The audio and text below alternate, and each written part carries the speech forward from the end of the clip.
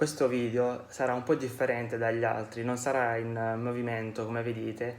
ma sarà statico in quanto ho bisogno di qualche minuto per raccontarvi, visto che il tema del prossimo video sarà la chiesa di San Giacomo. Non è possibile parlare dell'esistenza della chiesa e del motivo per cui è stata creata se non parlo della fondazione della città di Barletta. Barletta è stata, creata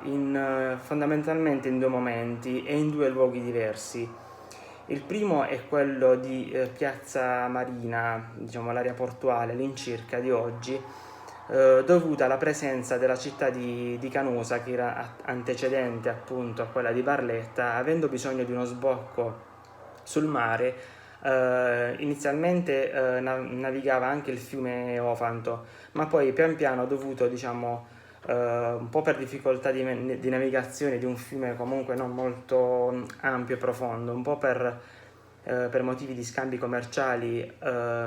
più imponenti, pian piano si è cominciato a costruire qualche piccola casa o di legno, certo inizialmente qualcosa di molto arrangiato, finché pian piano qualche canosino non si è insediato in pianta stabile qui appunto nella città di Barletta, dando poi luogo a quello che è oggi il quartiere di Santa Maria, dove è presente la cattedrale, che è per sempre stato il quartiere marinaro. L'altro borgo è quello dove ci troviamo noi anche come struttura di bed and breakfast, nel quartiere di San Giacomo, dove appunto è presente la chiesa di San Giacomo. Questa è praticamente stata costruita dagli abitanti di Canne della Battaglia, in quanto nell'undicesimo secolo, dopo una storia direi millenaria, e molto dopo la famosa battaglia di Canne, avvenuta fra Annibale e i Romani, con la sconfitta dei Romani, durante l'undicesimo secolo, a causa dei Normanni, precisamente con Roberto il Guiscardo, Canne fu completamente distrutta, rasa al suolo, e i cittadini, fuggendo da Canne, si rivolsero verso appunto la città di Barletta, fino ad arrivare qui in questo quartiere. Infatti la chiesa di San Giacomo è fra le più antiche, se vogliamo, insieme alla chiesa di Sant'Andrea, come nascita e creazione. Infatti è dell'undicesimo secolo. Pian piano questi due quartieri o borghi, che sono distanti circa 1 chilometro, anche se oggi è una distanza veramente insignificante, evidentemente all'epoca contraddistingueva il villaggio marinaro marittimo da quello più agricolo di San Giacomo. E tutt'oggi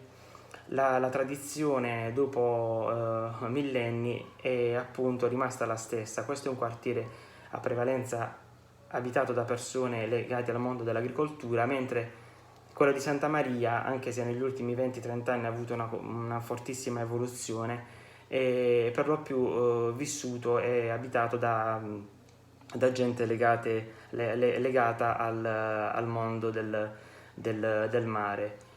Pian piano questi due borghi, con la crescita della città, fondamentalmente intorno appunto al XI, XII, XIII secolo, si è poi unita in un unico villaggio, paese, fino ad assumere appunto il nome di Barletta, unendo, grazie alla costruzione delle cosiddette 7 le 7 vie costruite dagli Angioini intorno fra il 1300 e il 1400,